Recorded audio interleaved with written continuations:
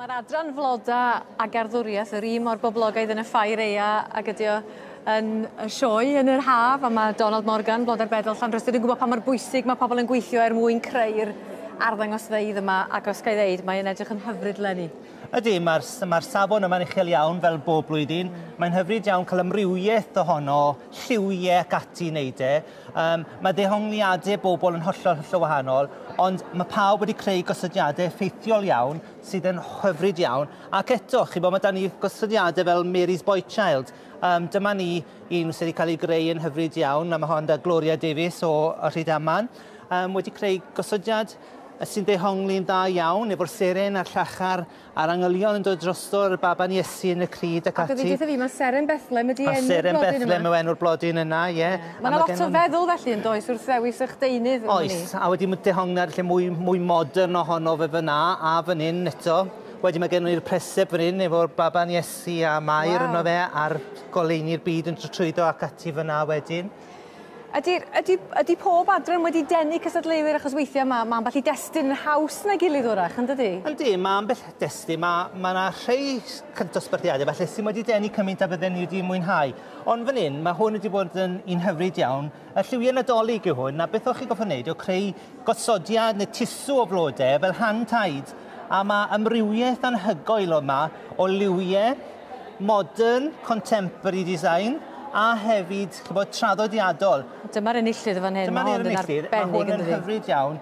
Mae'r amaryllis yma fan hyn, dim yn rhywbeth hawdd iawn i defnyddio. A hefyd mae'r anthuriums yma, rhai gwyrdd yma fan hyn, yn rhai sy'n lwco mynd ffordd i un ond dim fod i chi moyn nhw.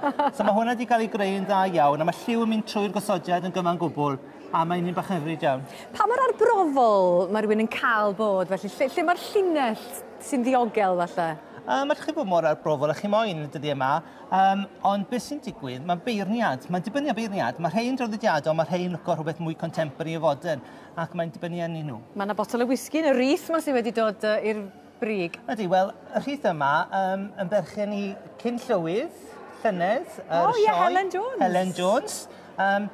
Hogman ni oedd y thema, mae gen i'r tartan mewn, mae gen i'r antlers mewn, a osgwrs, pe mwyaf pwysig yw'r botel o glenfyddich yn defe. A mae hwnnw'n cnesu pawb yn y Ffair Eia, yn dydi. Y thema tro yma oedd Dancing on Ice. Wel eto, mae gennych chi lliw o rhew yn dod trwy'r gosodiad i gyd fan hyn, a mae'r ddau gosodiad yn lincio'n hyfryd iawn. Mae gennych chi'r skates yn y gwylod fyna, a mae'r gwydr fel bod chi ar y rhew yn sglifro. Mi roedd yna rew bore yma hefyd, yn doedd? Oedd, chi bod.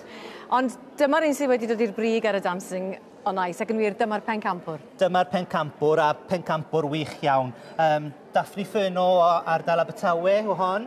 Mae gen i lliwiau hyfryd, pedestal hyfryd iawn, lliwiau'r rhew yn mynd reit trwyddo, lot o symudiad wrth defnyddio'r ting-ting fan hyn, ac eto mae'r ting-ting yna'n rhoi symudiad dod lawr i'r gwylod, a mae'r linkage efo'r Cala Lilies yn dod reit lawr i'r gwylod, yn mynd reit trwy'r gosodiad i gyd, a ddehongli dda iawn, gosodiad wych. Dwi'n dysgu hynny, mae'r cysylltiad rhwng y gwylod a'r brig yn bwysig yn dydi? So mae'r mynd o'r gwylod, a mae'n jyst yn mynd fel explosion ar top yno, mae'n hyfryd iawn. A beth oedd hwnna, ting-ting? Ting-ting yw hwn, ie, ting-ting, fel darn o bren yw e, naturiol.